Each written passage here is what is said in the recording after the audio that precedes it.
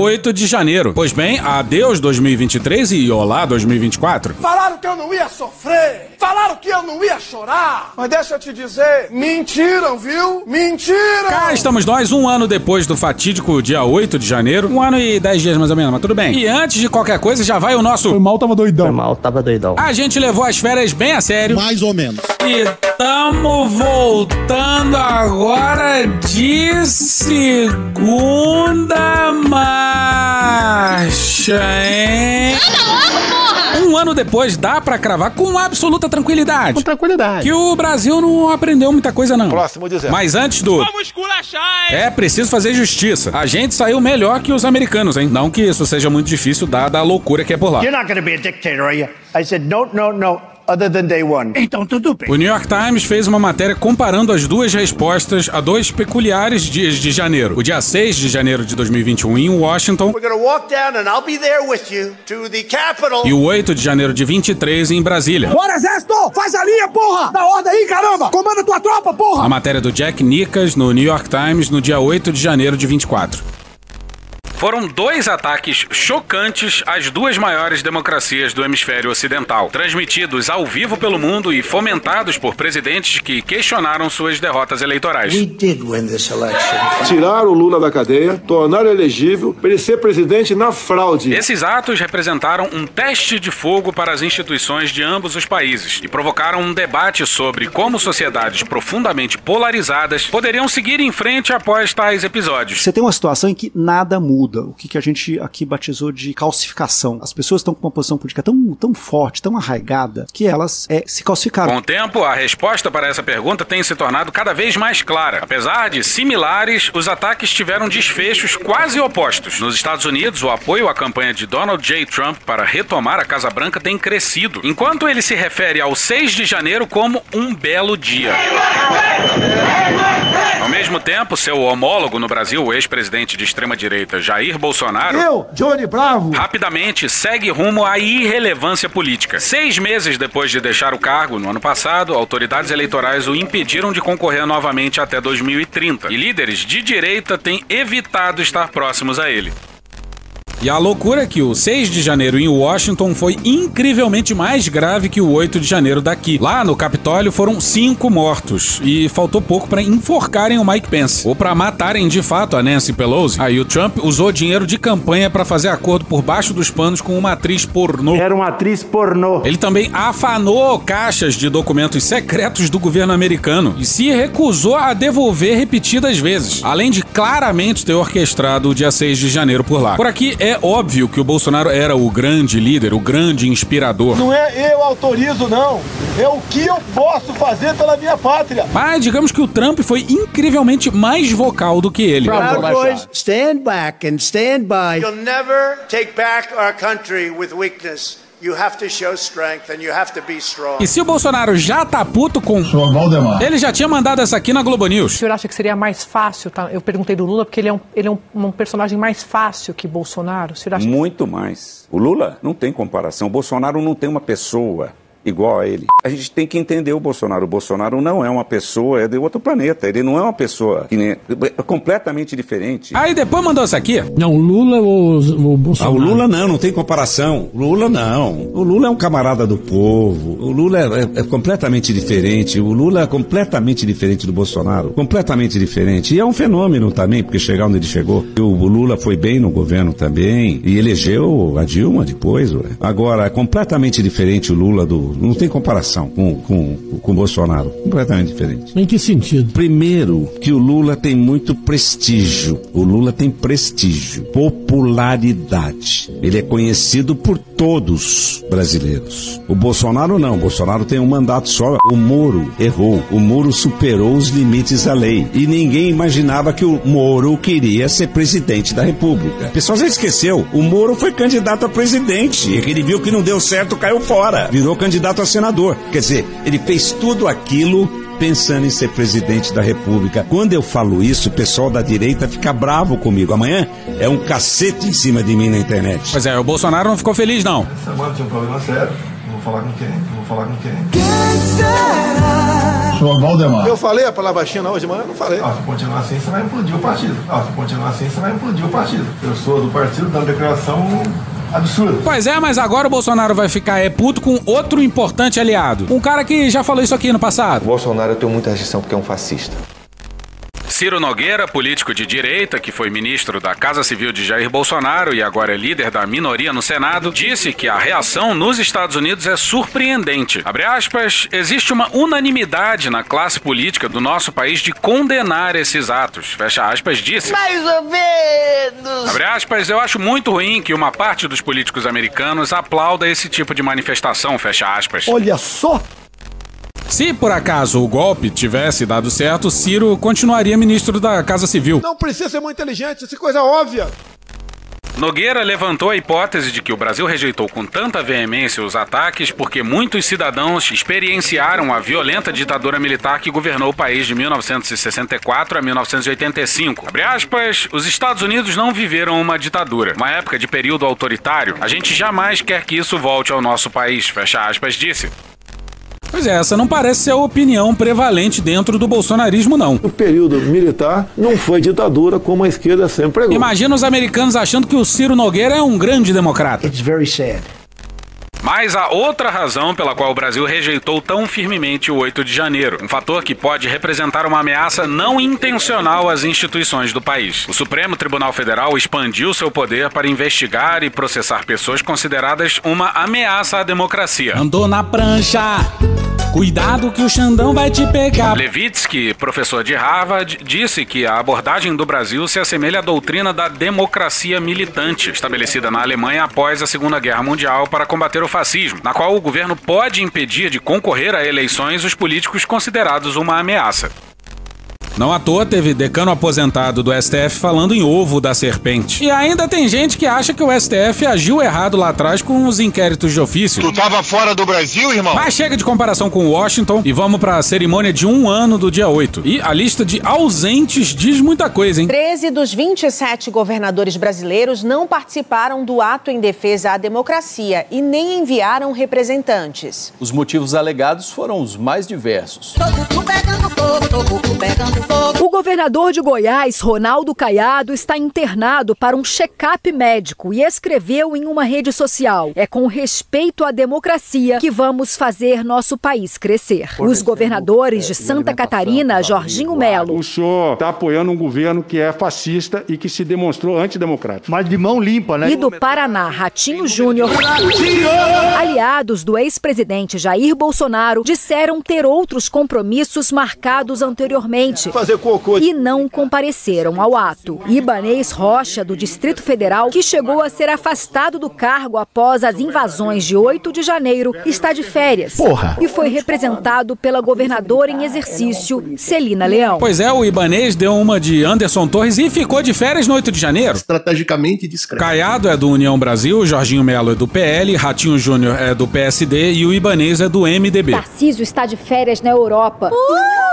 E o vice dele viajou para a China em missão oficial. A sua mão e meu pau. Nesta segunda-feira, o comando do Estado foi assumido pelo presidente da Assembleia Legislativa de São Paulo, que também não foi para Brasília. Que maravilha! Assim como o governador em exercício de Mato Grosso do Sul, José Carlos Barbosa, Gladson Camelli, do Acre, Mauro Mendes, de Mato Grosso, Antônio Denárium, de Roraima, Marcos Rocha, de Rondônia, Vanderlei Barbosa, do Tocantins, Wilson Lima, do Amazonas, Cláudio Castro, do Rio de Janeiro e Romeu Zema, de Minas Gerais. O Tarcísio é do Republicanos e esses últimos aí são, respectivamente, de Progressistas, União Brasil, Progressistas, União Brasil, Republicanos, União Brasil, PL e Novo. MDB, União Brasil, PSD, PP e Republicanos têm ministérios no governo Lula. Mas o maior papelão coube ao governador do Novo, claro. Novo é diferente, é top, é moderno. Aliado de Bolsonaro, que viajou a Brasília, mas desistiu de participar da cerimônia. Estava previsto a minha ida a um evento institucional no Congresso, mas infelizmente recebi informações que ele se transformou num evento político. e não irei mais. O Zema anunciou que ia e aí não aguentou as críticas. Aí meteu essa aí de que um evento obviamente político era político. Sabe como é que é? O Zema obviamente é técnico.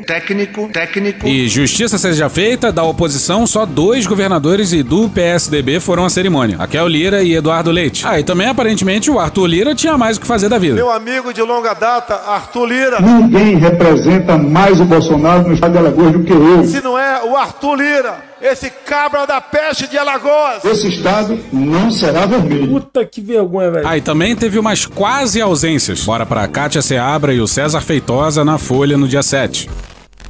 Receosos com a repercussão do aniversário do 8 de janeiro na caserna, os atuais comandantes das Forças Armadas chegaram a questionar o ministro da Defesa, José Múcio Monteiro, sobre a necessidade de participar da cerimônia no Senado Federal, prevista para a tarde de segunda-feira, dia 8. Os comandantes argumentaram que o ato terá caráter político e que, por isso, deveriam ser dispensados de participar, e Múcio teria de representá-los.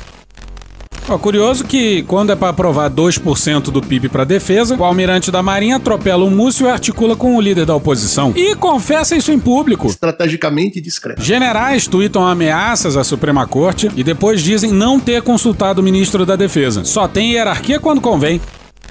O tema foi tratado durante um almoço entre os comandantes da Marinha, almirante Marcos Sampaio Olsen, do Exército, general Tomás Miguel Ribeiro Paiva, e da Aeronáutica, brigadeiro Marcelo Cânitz Damasceno, e o próprio Múcio. Foi o que ele disse. De acordo com pessoas com conhecimento do assunto, Múcio ressaltou a importância da participação dos comandantes, por se tratar de um convite de Lula, formulado em conjunto com os presidentes do Senado, Rodrigo Pacheco, do PSD de Minas Gerais, e do STF, Luiz Roberto Barroso. Pois é, devia bastar o convite do comandante em chefe, né, porra? Se o presidente convocar os comandantes pra porra de um enterro, eles têm que ir. E com um sorriso no rosto. Bota uma dentadura no cu e ri pro caralho. Integrantes das Forças Armadas relatam estar preocupados com o ressurgimento de movimentos como o Sem Anistia, marcado pela cobrança de punição aos participantes dos ataques de 8 de janeiro, entre eles os fardados. Tá certíssimo. Agora você imagina só que nessa quadra da história os militares estão preocupados em serem punidos. Tu tava fora do Brasil, irmão? Os caras saíram impunes. Foi nem participar de uma cerimônia eles querem. Aí, no fim das contas, os 3 comandantes foram com as suas respectivas caras de cu e ficaram lá sentados do lado do Múcio. O mínimo. Mas vamos seguir. Vamos seguir. O nome do evento era Democracia Inabalada. Tá errado. Não foi correto. Tá errado. Porra, inabalada? Não, brother. E provavelmente essa palavra, inabalada, foi escolhida a partir desse discurso que vai a seguir da Rosa Weber no plenário do STF na primeira sessão depois do 8 de janeiro. Que os inimigos da liberdade saibam que no solo sagrado deste tribunal, o regime democrático permanentemente cultuado permanece inabalável. Olha, 1000 beijos pra Rosa. Menina Rosa.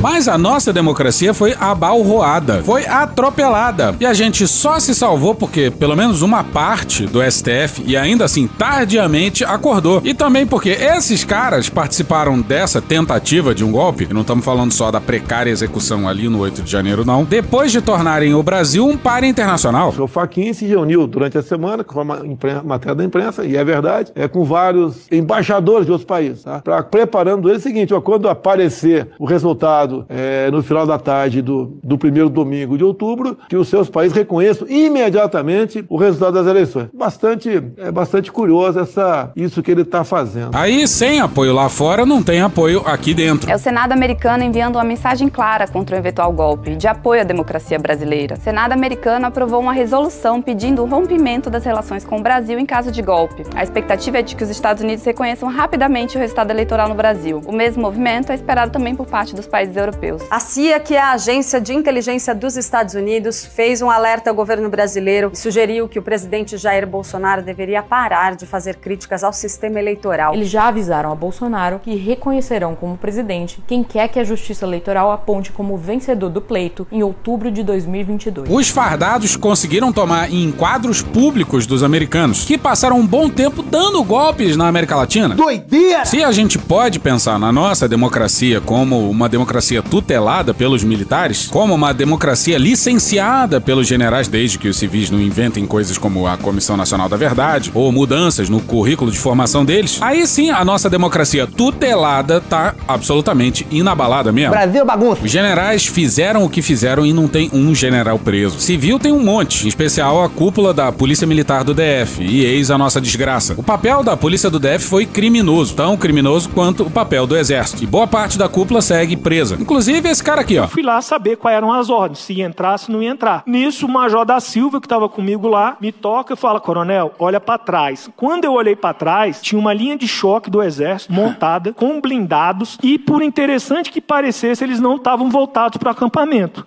Eles estavam voltados para PM. Mais militar do Exército que é bom nada.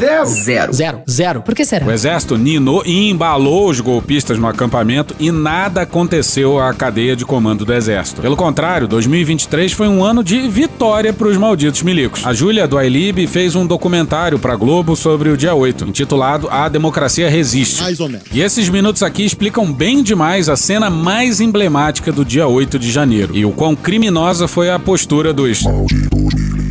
A primeira voz que você vai ouvir é do Capelli. Quando a gente chega no setor militar urbano, tinha uma linha da polícia do Exército e era interessante porque os manifestantes entravam por trás da linha de volta para o acampamento. E o comandante deu mais proteção a quem estava acampado do que proteção a quem estava do lado de fora para tentar tomar conta da movimentação. E aí tinha ficado claro que o comandante do Exército não tinha autoridade de mexer naquilo. É o quê? Ele disse isso mesmo? Mas como assim o comandante do Exército não tinha autoridade? Autoridade tinha. Talvez o que ele não tivesse era comando sobre a tropa ou vontade de fazer aquilo. Por que será? Capelli me liga e diz: mestre, é pra fazer as prisões? Eu digo, claro. É óbvio! Claro, estão todos em flagrante.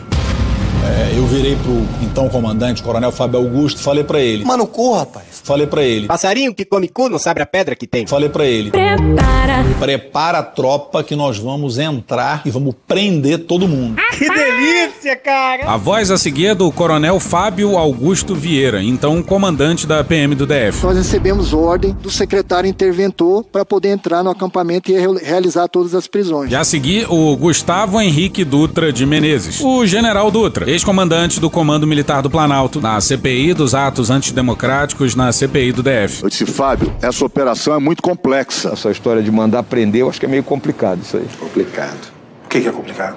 Tudo isso aí, né? Nós temos que coordenar. Onde é que vocês estão? Na casa do caralho. Volta o Capelli. Ele volta muito tenso. Depressão, violência, brigas, morte, caos. E fala pra mim, olha, o general Dutra, comandante militar do Planalto, quer falar com o senhor e pediu pro senhor ir até a torre de TV. Petulante. Aí eu falei, avisa ao general Dutra que Pegue sua Toyota, empurre dentro do seu cu. que eu tenho ordens pra não sair daqui. Se ele quiser vir falar comigo, ele vem aqui na porta do setor militar urbano falar comigo. Daqui eu não saio, eu tenho ordens pra entrar e prender todo mundo e é isso que eu vou fazer. Aê, porra! Tá aí, finalmente, um civil peitando um militar. E é um belo plot twist, porque em 2018, isso depois do fatídico tweet do Vilas Boas, o Capelli tinha dado uma entrevista louvando o Vilas Boas, chamando ele de um brasileiro com B maiúsculo, ciente de seus deveres e suas responsabilidades, e chamando os seus críticos de radicaloides, esquerda irresponsável e esquerdistas patéticos. Tempo.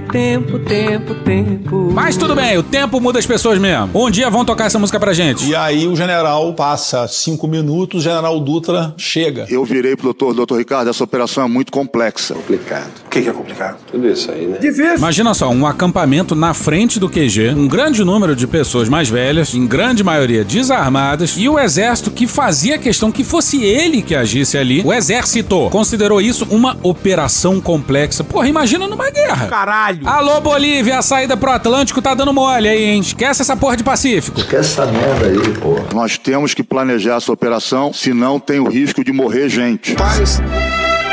Tranquilidade. Agora você imagina só o exército preocupado em não matar brasileiros. Eu sei que são bacharéis, são gente fina. E aí ele me disse, olha, se o senhor entrar, nós vamos ter um banho de sangue. Você já se ligou de onde viria esse sangue, né? E aí eu perguntei a ele, eu falei, general, um banho de sangue? Por que nós vamos ter um banho de sangue? O senhor está me dizendo que o Exército Brasileiro está protegendo manifestantes armados dentro do setor militar urbano? Muito bom, muito bom. Ele virou pra mim e disse assim: vai tomar no cu! Não foi isso, Mandivia? Ele virou pra mim e disse assim: general, o senhor tá me dizendo que eles estão armados? Eu disse: não, senhor, doutor Ricardo. Essa voz aí, repetindo, é do general Dutra, então comandante militar do Planalto, responsável pela segurança do Palácio e pelo QG do Exército. Vamos aqui comprar o argumento dele pelo valor de face por um minuto. Se os manifestantes não estavam armados, como esse banho de sangue ia se dar? Teve relato de armas no acampamento, mas devia ser uma ou outra. Quem promoveria esse banho de sangue? Seria o Exército atirando na polícia? Eu tô dizendo pro senhor que a Praça dos Cristais não tem iluminação adequada para uma operação noturna. Pra quem não sabe, Praça dos Cristais é uma praça na frente do QG em Brasília, onde tava o acampamento. E de novo, alô Bolívia, invade de madrugada, porra. A iluminação precária vai prejudicar o brioso Exército Brasileiro. Foi aí que aconteceu a história de que ele disse, olha, se a gente for tirar agora vai ser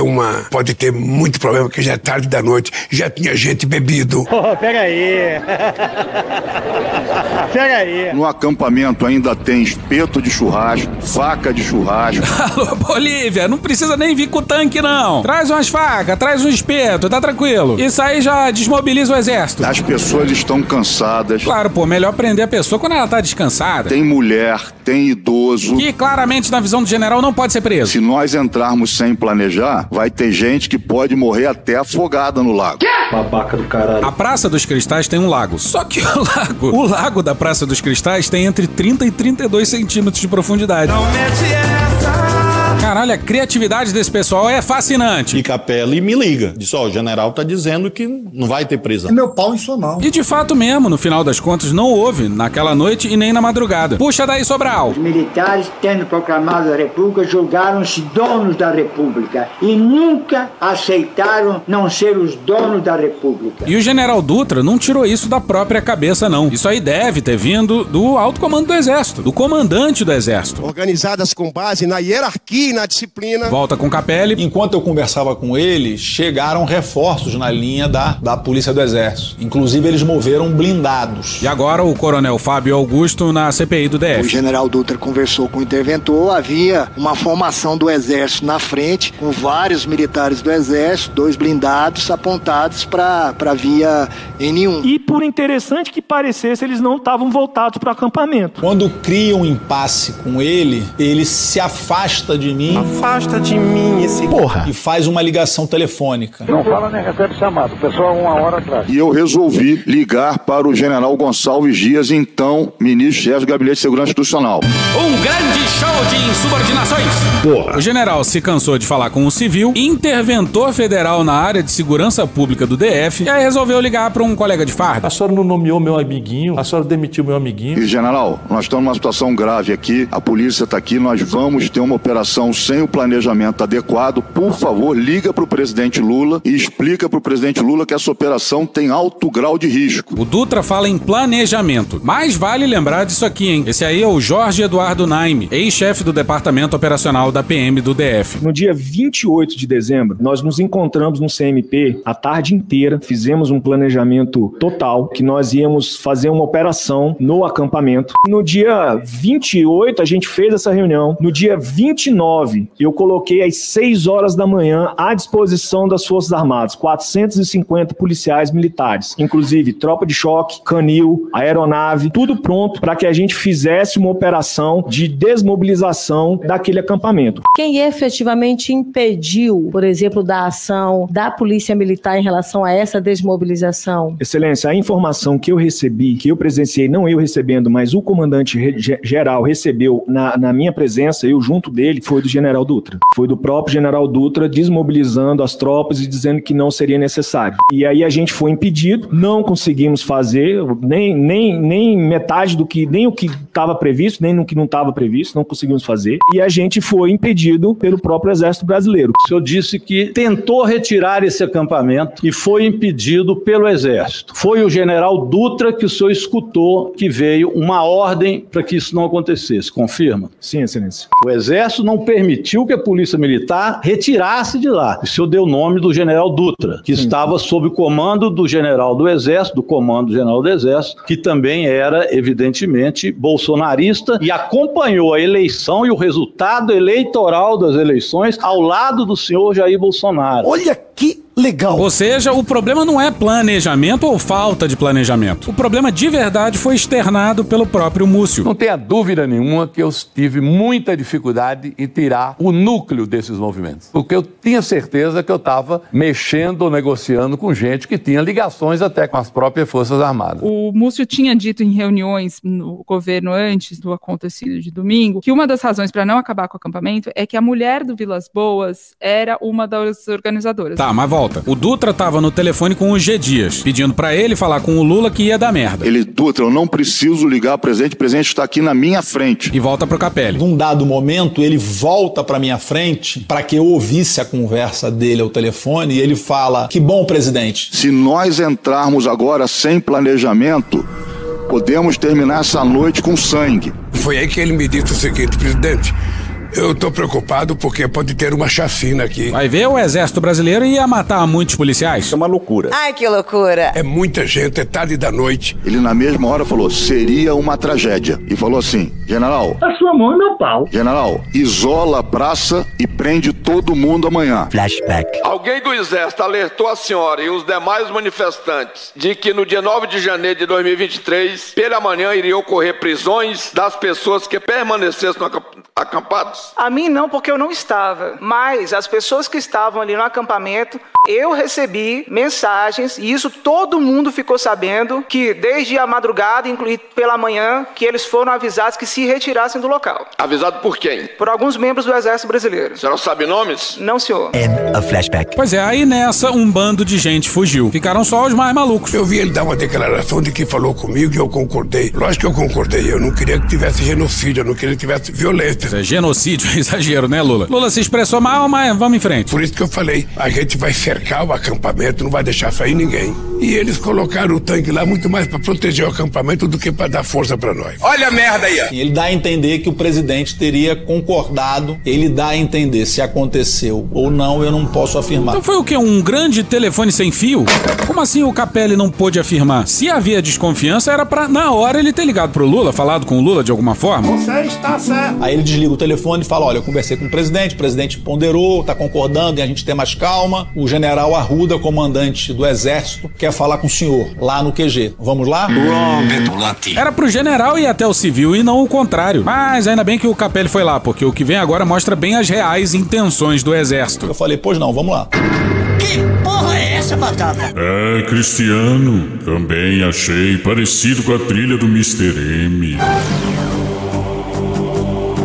Tá, chega, volta. Chegamos na porta do QG, tava o general Arruda, lá embaixo, com muitos generais que eu não consigo afirmar todos, mas boa parte ou quase todo o alto comando. Estrategicamente discreto. Que coisa, né? Domingo de noite, todo o alto comando reunido. Que maravilha. Ele me cumprimenta, muito sério. Nós subimos para a sala dele, sentamos numa mesa. Sentar na mesa! E assim que eu sento, ele virou para mim e falou: Mano, corra, rapaz. O senhor ia entrar aqui com homens armados sem a minha autorização? Os militares julgaram-se donos da República. Agora você calcule a petulância. Muito petulante. O comandante protegeu o acampamento, mesmo depois de ter dado aquela merda fudida em Brasília. E mesmo depois disso tudo, continuam se achando os donos da porra toda. Certo, Tavo Sobral Pinto? Aí eu falei... General... A sua mão é meu pau. A única resposta possível. General, eu tinha ordem de entrar, mas ia avisar o senhor. Bom, primeiramente, senhor... É o caralho. E, segundamente, é preciso mais... Ousadia e alegria! E aí ele vira pro coronel Fábio Augusto e fala pro coronel Fábio Augusto: Quer linguiça? Quer salsicha? Porque eu acho que eu tenho um pouquinho mais de... Pau? O senhor, né, coronel Fábio Augusto?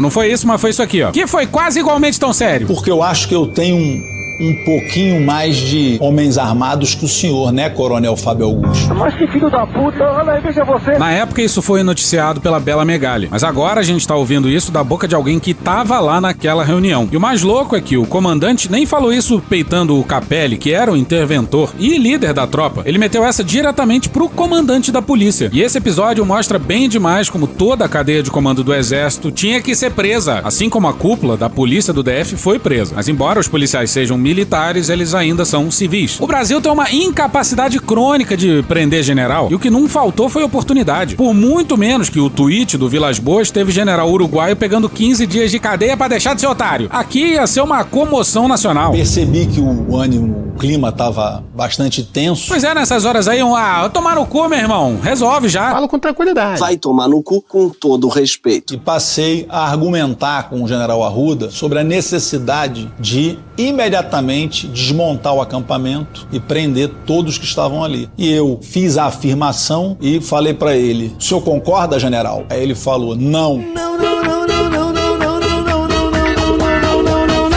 Mas foda-se se o general concorda ou não concorda. O que ia acontecer? O exército ia abrir fogo contra a polícia militar? Esse foi o blefe. Eu pedi para que os militares fossem lá conversar com o Arruda. Era pro Lula convocar o Arruda pro palácio. Não é pro poder civil ir ao encontro do general. As Forças Armadas são burocracia do Estado. Burocracia do Estado obedece, não manda. Para dizer para ele que era preciso acabar de uma vez por todas, sabe,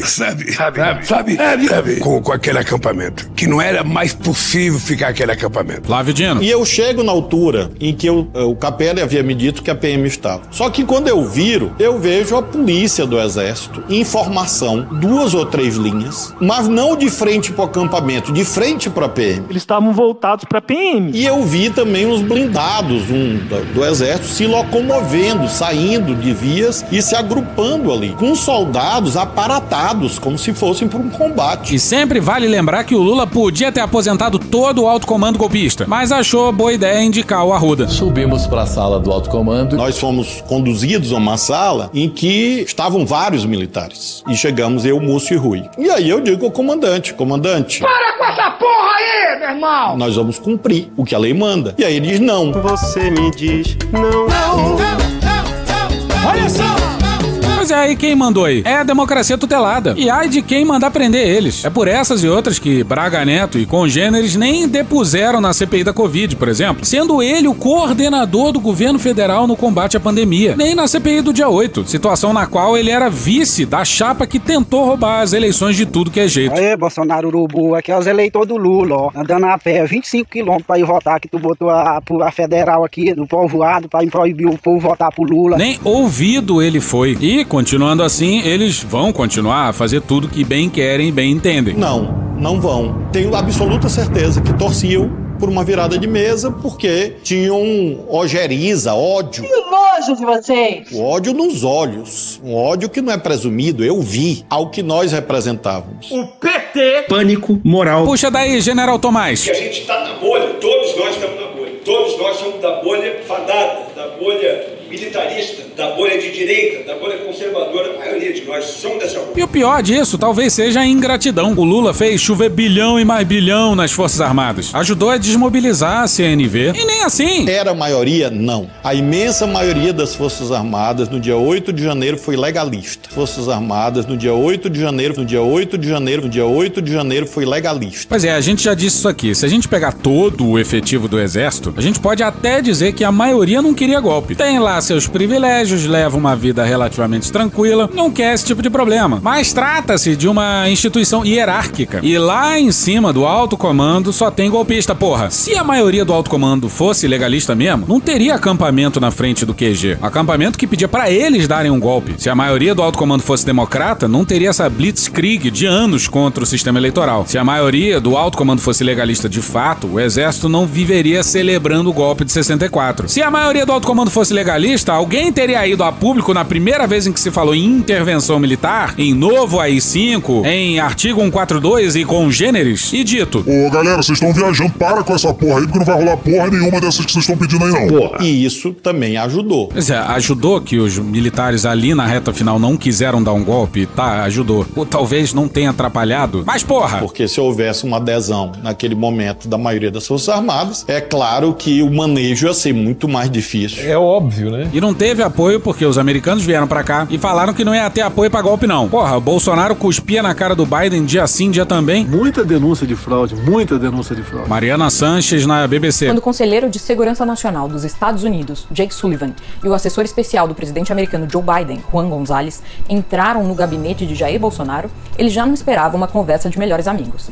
Mas o que encontraram foi descrito para mim por autoridades americanas como tenso e nonsense. A conversa saiu do script com insinuações de Bolsonaro de que a eleição americana de 2020 tinha sido roubada, o que faria de Joe Biden um presidente ilegítimo. Bolsonaro foi o último líder do G20 a reconhecer a vitória de Biden. O que os americanos não esperavam é que ele sustentaria tais alegações diante de Sullivan e Gonzalez, ambos altos representantes do governo a serviço dos democratas há anos. Melvin Levitsky, ex-secretário executivo do Departamento de Estado e embaixador no Brasil entre 94 e 98, me disse o seguinte: acho que o governo Biden, especialmente depois dessa reunião em Brasília, vê Bolsonaro como uma figura errática, como alguém que age de uma forma muito excêntrica e difícil de prever. Ele diz coisas que parecem ir contra seu próprio interesse nacional. Por que ele iria querer brigar com o novo governo dos Estados Unidos, dizendo que a eleição americana foi fraudada? Volta de novo pro Capelli. A única coisa que eu me lembro... Essa porra é maconha? Todos muito silêncio. É maconha essa porra? Mas eu não me lembro, não vou saber dizer qual foi especificamente, mas eu me lembro de um que argumentou que manifestações como essas também aconteceram no impeachment da presidente Dilma. Quer dizer, com uma comparação absolutamente... escrota. Despropositada, esdrúxula e inaceitável. Tinha que voar um copo na direção de quem falou essa merda. Sempre lembrando que o Michel Miguel se reuniu secretamente com o Vilas Boas e com o Etchegóin algumas vezes. E quem confessou isso foi o sujeito que escreveu uma biografia do Temer. E aqui a gente precisa do Duzão. Essa é pra machucar, vai. Vambora. A Júlia do iLib faz uma pergunta pro Múcio. E nessa reunião maior não teve manifestação de generais dizendo manifestação nas ruas é normal? Não. Aconteceu, não, a gente viu nos outros governos. Não, até porque eu não ousei perguntar, porque eu tive medo das respostas. Esse aí é o general Apaisana que tenta defender o generalato, hein? E é impressionante, porque até quem tenta defender os generais não consegue esconder a escrotidão. Por que o senhor teve medo das respostas? Júlia, evidentemente, o presidente me trouxe pra fazer um processo de pacificação. Porra! Lula é bicampeão mundial de conciliação. Um processo de pacificação. É, meu pau e sua mão. Porra, e mesmo que seja pra pacificar, tem que pacificar do jeito certo, porra. Não é pacificar a qualquer custo. A suspeição é muito ruim quando você tá numa mesa de diálogo, se eu vou conversar com você e você acha que eu tô desconfiando de você, ou eu acho que você tá desconfiando de mim. De novo, caralho! Flashback. Largarmos de vez essa áurea de suspeição que a gente tem sobre todos. And a flashback. Porra, tem que suspeitar do que é suspeito, caralho. Não é como se não tivesse motivo pra suspeitar. Imagina Múcio se escondendo com o herdeiro do príncipe nigeriano. Então nós precisávamos conversar para poder caminharmos para um processo de pacificação. Mesmo que eu desconfiasse, ou que eu tivesse sinais de desconfiança, eu não podia materializá-lo naquela hora. Não faz muito sentido. Não faz muito sentido. Porra, que palmolescência, hein? Civil que manda. E não o contrário. Os militares iam fazer o quê? Iam tirar os tanques dos quartéis, colocar nas ruas e no dia seguinte iam ter apoio de quem? Ninguém. Não é assim que se dá golpe. É pela falta de apoio externo que não teve golpe em 2022. E também por isso que não teve em 23. E nem vai ter também em 24. Se o 8 de janeiro mostrou algo, é que ceteris paribus... O Lula deve completar os 4 anos de mandato. Bom, mas voltando, na sequência, o Dino revela que foi feito um acordo para prender o pessoal do QG às 6 da manhã. E, assim, os malditos milicos vencem mais uma. Até depois da destruição das sedes dos 3 poderes, faltou pau na mesa dos civis. Na hora que o Exército disse aqui não entra, que a Polícia Federal resolveu concordar que os manifestantes seriam entregues no outro dia, as coisas começaram a caminhar. Mas parece, por um lado, que assim, a última palavra foi do Exército. Não. Sim, aqui não entra. Não, mas não foi. Caralho! Não. Sim. Mas não foi. Não. Sim. Mas não foi. Sim, sim. Não. Sim, sim.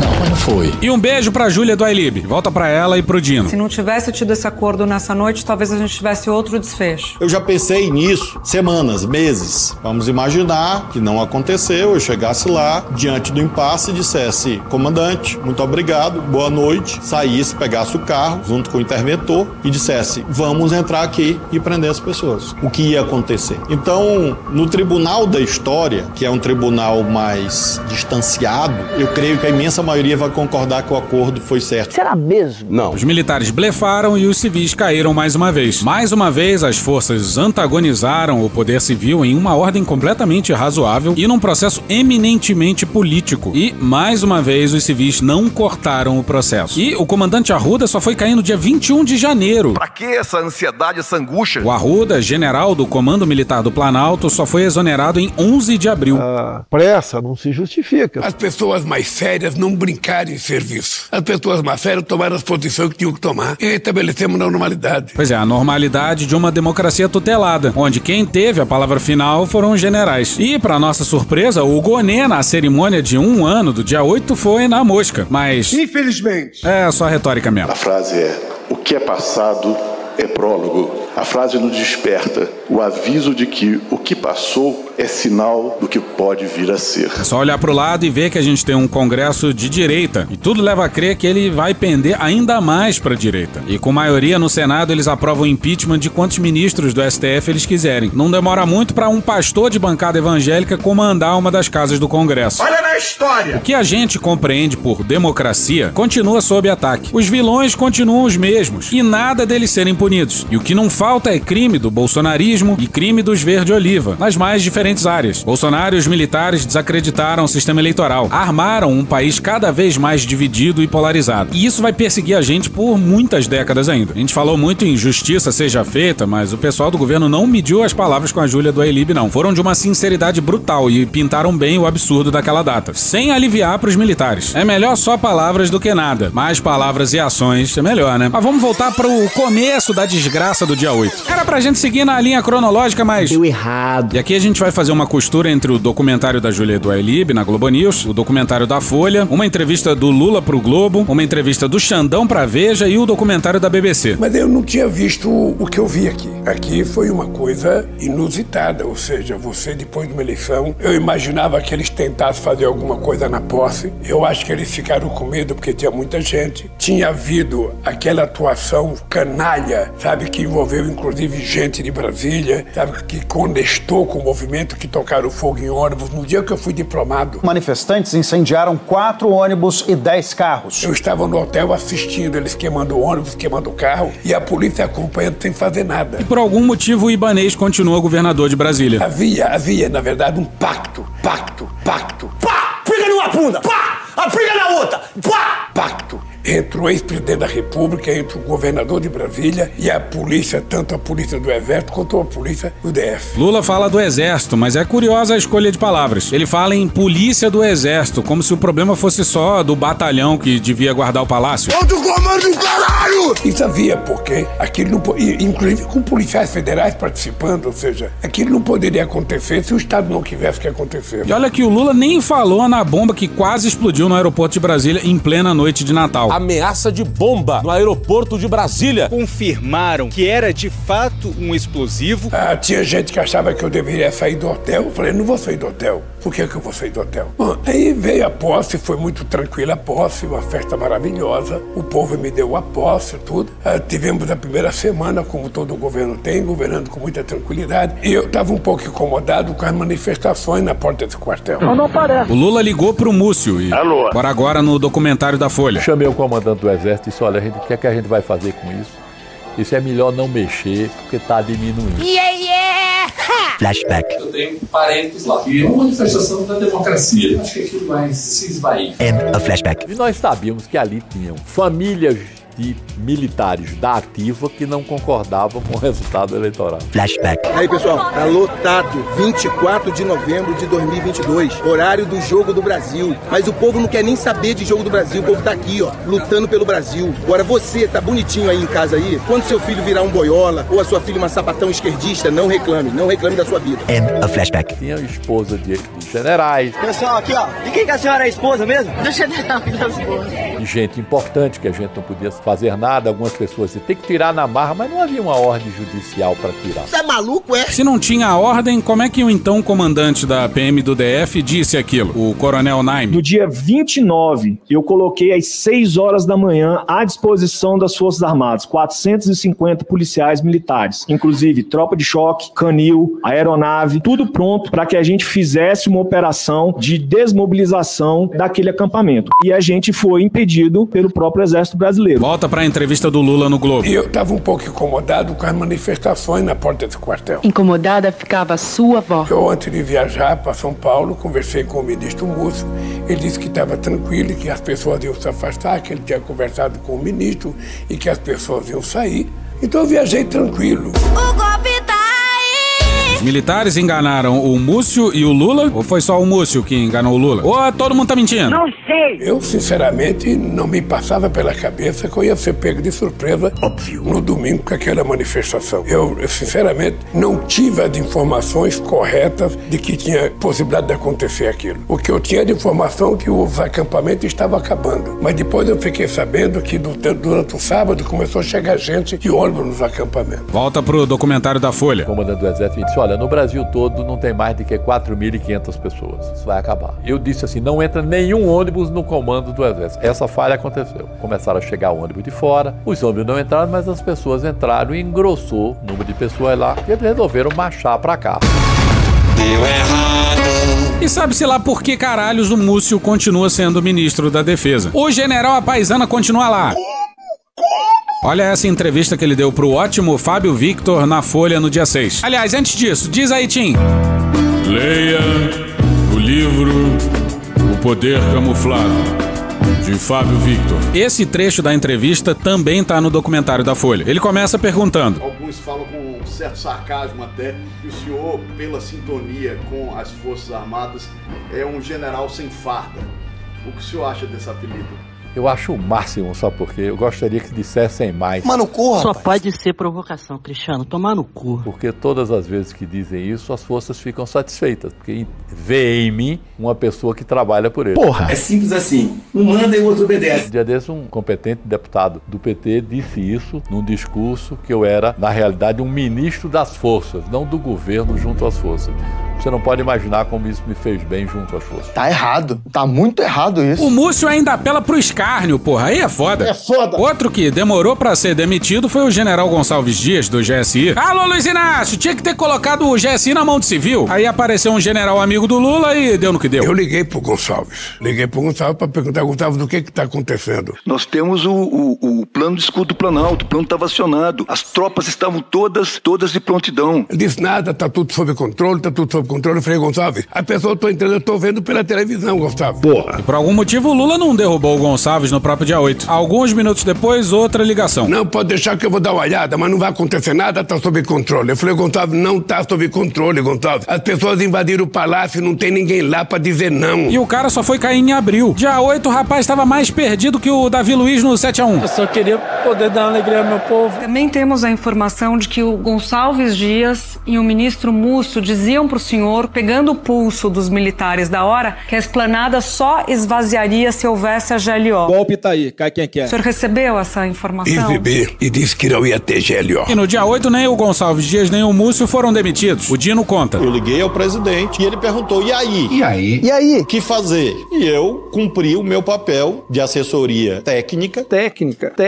E abri o cardápio a ele. Fica aí falando agora de picanha e cerveja. Então o senhor tem intervenção federal, existe a GLO, existe o estado de defesa, existe o estado de sítio. A gente já apontou aqui a brutal indiscrição do Múcio ao contar detalhes da ligação com o Lula no dia 8. Isso foi num telefonema do Lula com José Múcio, ministro da Defesa, quando o Lula ainda estava lá em Araraquara. O Lula, ele só fala de viva voz no telefone, por uma questão de ouvir bem o que outra pessoa está falando. Ele não fala com o telefone assim. Então quem está ao redor dele sempre escuta a conversa, né? E ele estava ao lado da Janja, e a Janja ouviu a sugestão do ministro da Defesa quando o José Múcio sugeriu ao Lula que ele baixasse um decreto de garantia da lei da ordem, GLO. E quando a Janja ouviu isso, ela imediatamente começou a gritar: GLO não, GLO é golpe, tendo uma reação muito espontânea, mas de um medo que muitas pessoas tinham, né, naquele dia, de que ao se convocar os militares, ao entregar a segurança de Brasília na mão dos militares, aquilo ali fosse o início talvez de um golpe militar. E o Lula e os aliados confirmam a versão, e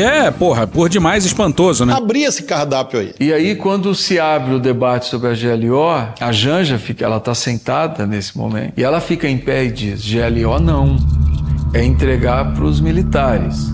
Foi a Janja que mandou. Não aceita GLO, porque GLO, tudo que eles querem é tomar conta do governo. E 1000 beijos pra Janja. Mas é de se espantar que o Lula tenha participado de tantas eleições presidenciais, que esteja no 3º mandato, que tenha visto os generais ajudarem a derrubar a Dilma, que tenha sido impedido de concorrer pelo tweet do general Vilas Boas, e mesmo assim não tenha chegado sozinho a essa conclusão. E não foi ele nem qualquer aliado, foi a Janja que gritou e colocou ordem na casa. Mas outra coisa que pegou a gente também foi a parte que vai a seguir. O Lula decidiu pela intervenção e ligou pro Dino. Então tomei a decisão de dizer para o Dino: vamos fazer o que tiver que fazer, não tem GLO. E aí ele disse: então vamos fazer a intervenção. Inicialmente a intervenção no GDF. Depois o presidente da República me liga novamente, decorridos talvez 15 minutos, e diz: a intervenção pode ser só na Secretaria de Segurança Pública? Eu disse: sim, pode ser total ou parcial, pode afastar o governador ou não. E ao que parece essa ideia veio de um certo personagem. O presidente ele estava conversando com a sua equipe, com o ministro da Justiça, com o advogado-geral da União, sobre uma GLO, possibilidade de GLO ou intervenção. E o que eu fiz aí, a decisão é do Executivo, mas eu relembrei ao presidente que no momento anterior, na época do presidente Michel Temer, já havia ocorrido uma intervenção específica só na área da segurança, para que o governo federal comandasse a segurança do Distrito Federal, e que isso poderia ser uma boa medida, porque usaria as forças policiais sem a necessidade da convocação das Forças Armadas. E nisso a gente tem que agradecer e muito a Janja e o Xandão, hein? Mas olha a doideira. Doideira! Porque no decorrer das investigações, nós temos vários depoimentos, vários interrogatórios de réus presos, que foram presos pela invasão, pela tentativa de golpe, que disseram que no quartel, tanto aqui em Brasília, quanto no resto do país, ocorreram várias palestras pedindo para as pessoas virem até Brasília, invadirem o Congresso Nacional, ficarem no Congresso até que fosse obrigatório uma GLO para que tentassem convencer o Exército a aderir ao golpe, à intervenção militar. E teve comandante de região no Nordeste falando isso aqui, ó. Eu tenho a responsabilidade como comandante de trabalhar para que quem vai à frente da 10ª Região Militar seja protegido, ainda que existam ordem de outros poderes no caminho contrário. Depois o Xandão disse que o Exército foi legalista. Porra nenhuma, rapaz! E a gente não vai colocar essa parte, não. Olha como o Xandão descreve o que seriam as primeiras horas depois do golpe, se o golpe tivesse dado certo. Se não houvesse uma reação forte das instituições, nós hoje não estaríamos conversando aqui, porque o Supremo Tribunal Federal estaria fechado. Provavelmente, como as investigações demonstraram, havia só 3 planos, né, de prisão em relação a mim. Um só com prisão e outros 2 com prisão e morte e sumindo o corpo. Pois é, no primeiro caso, o Xandão, que nem o Herzog, teria se suicidado. Entre aspas. No segundo, o Exército teria soltado o Xandão e o coitado teria desaparecido. Entre aspas. Que coisa! E o STF foi onde a raiva bolsonarista se mostrou de forma mais furiosa. Por que será? Alguns extrapolam aqui na região da Praça dos Três Poderes. E o Xandão faz uma boa comparação. É algo realmente que não pode ser esquecido na história do Brasil. Brasil, porque eu diria que foi uma das coisas mais graves. Nem nos outros 2 momentos de exceção, na verdade, nos 3 momentos de exceção no Brasil republicano, o estado de sítio de Marechal Deodoro e Marechal Floriano, a ditadura Vargas e a ditadura militar, se destruiu o Supremo Tribunal Federal. Sou ousado! O Xandão fala sobre a omissão criminosa da PM do DF. Acho que o receio de todos era exatamente que isso acarretasse um padrão, ou seja, uma operação dominó, que em outros estados isso pudesse ocorrer, que pudesse haver adesão eventual das polícias militares. Eu entrei em contato com os núcleos de inteligência que eu havia criado aqui no TSE, aparentemente tudo estava tranquilo, mas nós não podíamos naquele momento descartar nenhuma hipótese. Não tinha policiamento quando mandaram, inclusive com risco pessoal aos policiais militares, mandaram recrutas que tinham acabado de ingressar. E malandro é malandro, mané, mané. Só depois que houve a ordem judicial e houve um apelo mais forte que se mandou o choque, aí em 20 minutos se resolveu. Extremamente fácil. Mas a gente se perdeu com o Xandão. Vamos voltar pro relato do Flávio Dino. Esse tanto de rewind aí é o Pedro perdido na cronologia, hein? Olha lá, que filha da puta. O Lula tinha ligado pedindo intervenção. O Xandão sugere só na segurança pública. E aí é preciso arrumar um interventor. A primeira voz a seguir é do Edinho Silva, petista e prefeito de Araraquara, onde o Lula estava no dia por conta de umas enchentes que tinha tido lá. Essa é pra machucar, vai. Ele, a princípio, ele sugere o Flávio Dino. E aí eu me lembrei que eu tinha sido diplomado senador alguns dias antes do 8 de janeiro, um caso perto do Natal. E aí há uma vedação que alcança os senadores e deputados federais desde a diplomação e não desde a posse. Eu me dou conta que eu teria que abrir mão do mandato de senador para poder ser interventor. O 8 de janeiro foi um tanto peculiar, digamos assim. Fez uma sujeira lá, saída da Fátima. Mas se fosse uma tentativa de golpe um pouquinho mais elaborada, a gente adoraria que o interventor fosse de fato Flávio Dino. O sujeito já foi juiz, já foi governador, já foi senador, ministro, vai pro STF. Acho que dá pra dizer que todo mundo preferiria ele, né? E quem foi escolhido interventor foi escolhido um tanto ao acaso, como você vai ouvir agora. Aí já tinha chegado o ministro Alexandre Padilha, já estava aqui. Flávio Dino me chama, vem cá, Padilha, tem uma coisa séria que a gente precisa resolver. E ele fala, eu acabei de perceber que eu não posso assumir o papel de interventor. Tô ligando pro presidente aqui pra falar isso agora pra ele. Aí o Flávio Dino diz pra ele que por ser senador, não pode. Mais ou menos. Poder pode, mas ele teria que renunciar ao mandato de senador, como o Dino fez um ano depois. Uma decisão difícil pra caralho. Aí ele sugere o Padilha. Você pode assumir, né? Fala assim, presidente, eu não sou constitucionalista, não sou juiz. Grandes merda ser advogado. Mas se talvez tenha algum tipo de vedação institucional, também sou deputado, eleito. De novo, caralho! E olha como o Capelli foi escolhido um tanto ao acaso. O Dino narra uma conversa com o Alexandre Padilha numa janela do palácio e... Eu e ele ficamos falando com o presidente dessa janela. E ali embaixo, eu vejo o secretário Capelli, que eu não lembrava, inclusive, que ele já tinha chegado. Porque não tinha comando. Alguns soldados que estavam embaixo, a gente olhava, tinha alguns soldados, não tinham comando. Por que será? O Capelli tinha descido e começado a dar ordem para os poucos policiais que estavam guardando o Palácio da Justiça, que é pertinho do Palácio do Planalto, na esplanada dos ministérios, em Brasília. Então é neste contexto que eu tô naquela janela ali, lá da minha sala, que dá pra ver daqui onde tem aquela plantinha e aqui do lado, com a luz acesa. Fala logo, porra. E aí eu vejo o Capelli aqui, e ele dizia e falava pros policiais e tal, e até então eu procurando o interventor. Aí da janela eu disse, é ele. E aí quando eu volto aqui, que eu olho, aí tá os ministros, né, Flávio Dino e Padilha, Alexandre Padilha, eles ali, e eles apontando pra baixo, né, eu olhei, eu não entendi. Sinceridade cortante, hein? Eu digo ao presidente, digo ao Padilha, olha, o Capelli tem experiência, tem autoridade para ser o interventor. Então foi aqui nesse lugar que ele virou interventor. Ele quer saber mais sobre o Capelli, porque ele não se recorda no momento do Capelli. O presidente Lula perguntou, mas ele é policial? Aí o ministro falou, não. E o Capelli ri nessa parte aí. E os ouvintes mais atentos do Medo e Delírio sabem que ele adora rir.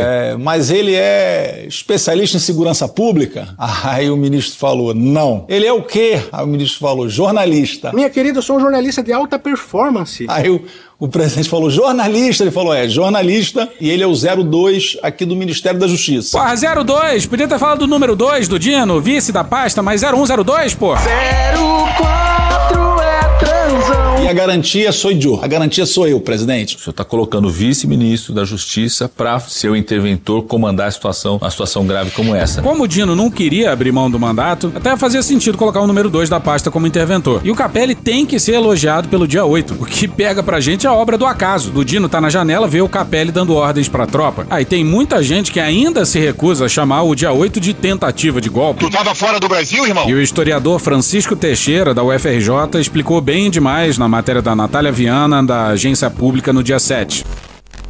Abre aspas, na verdade, do ponto de vista estrito de ciência política, não foi golpe, foi uma tentativa de insurreição que levaria a um golpe. Todo o modelo, o que aconteceu em 2014 na Praça Maidan, Praça Central de Kiev, na Ucrânia, o que aconteceu em La Paz, na Bolívia, em 2019, o que aconteceu no Capitólio é insurreição. Em La Paz, a insurreição se deu com as forças policiais. Alguém já ouviu falar de uma senhora chamada Giannini Agnes? É um movimento caracterizado por insurreição, que geraria necessidade, então, de uma intervenção militar. Poder moderador. Isso se afirmaria através de um golpe de Estado. Deu certo na Praça Maidan, deu certo em La Paz, não deu certo no Capitólio em Washington. E não deu certo no Brasil. É uma técnica perfeitamente identificada na Marcha sobre Roma de 1922, de Benito Mussolini. É um modelo de insurreição fascista. E eis o que o Lula tinha que ter feito em janeiro de 2023, antes mesmo do dia 8. Por exemplo, era, claro, ser preciso renovar todos os quadros de livre nomeação nos meios militares, inclusive as adjudâncias no exterior, principalmente nos Estados Unidos e na Europa Ocidental, e também de que o critério de antiguidade não deveria ser respeitado, porque esse critério de antiguidade consolidava esse grupo formado desde a oposição a Dilma e o apoio ao impeachment contra Dilma. E isso foi aceito pelo governo. Foi um erro total. Quando a gente chega no 8 de janeiro, você vê que não houve nenhuma mudança no GSI, no Ministério da Defesa, não houve nenhuma mudança nos cargos principais. Pois é, dava para aposentar todo o alto comando golpista, que incentivou e não fez nada contra o acampamento. Mas o Lula foi pelo critério de antiguidade, para não melindrar. Faz algum sentido para você isso? Pois bem. No dia 8, o escorpião mais uma vez picou o sapo e o Lula continua conciliando. E aqui já não parece se tratar mais de conciliação, já beira a rendição. E vamos fechar com o Oliver Stunkel num documentário da BBC, publicado em meados ali de 2023. O que reflete o 8 de janeiro? Claramente a presença de correntes antidemocráticas nas Forças Armadas, na Polícia Militar, e aquilo mostra uma realidade que eu acho que alguns não queriam acreditar ou aceitar ao longo das últimas décadas, que é que uma parte das Forças Armadas e da Polícia no Brasil não aceita o controle civil, que é um ingrediente fundamental de qualquer democracia. As polícias são um desafio ainda maior que as Forças Armadas. E Franciel Cruz, o nosso teórico da polarização, rapaz, sublinha o episódio que evitou, possivelmente, uma revolta policial Brasil afora. Fomos salvos de um processo de radicalização das polícias por um ato deslocado de Cid Gomes. Quando ele pega aquela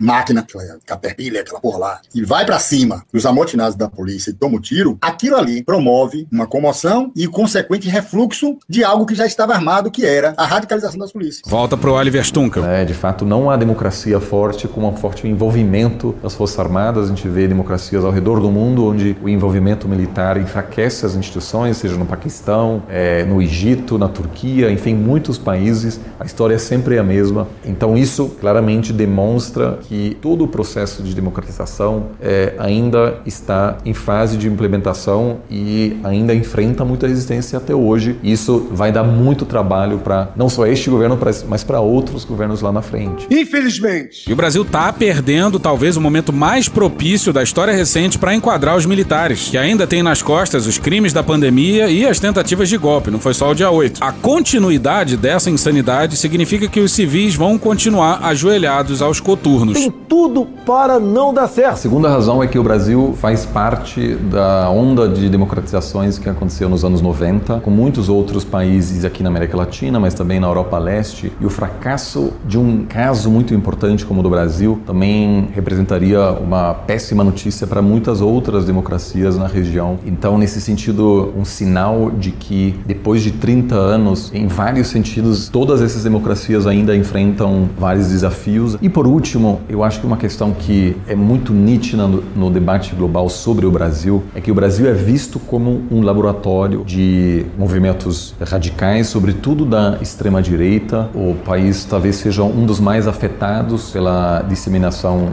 de notícias falsas, por fake news. Nós aqui de verde e amarelo, os tios e as tias do Zap, nós é que fazemos essa democracia e que somos base do governo Bolsonaro. É que teve já o segundo ciclo eleitoral profundamente afetado por notícias falsas. E vem mais por aí em vídeos e áudios feitos com inteligência artificial. O resultado desse tipo de manipulação é bizarro. Basicamente não dá pra distinguir do original. E a gente tá só engatinhando nesse mundo de manipulação, hein? A voz a seguir é do Felipe Bailês. As redes sociais e a tecnologia e a internet, ela criou novos desafios para as democracias modernas. Ela criou um sistema fértil onde narrativas desinformativas engajam muito. Então eu acredito de verdade que esse sentimento de ódio que a gente está vendo na política, ele vai se manter, não só no Brasil, acho que no mundo. Acho que isso é algo que não é particular daqui. Talvez não seja o Bolsonaro, talvez seja outra figura. Tipo o Nicolas Ferreira, mas bate 3 vezes na madeira aí, pelo amor de Deus. Mas puta que pariu, hein? Malditos sejam os milicos e o último justiça seja feita desse episódio. Malditos sejamos nós, os civis. A gente tá na pura palmolescência, Cristiano.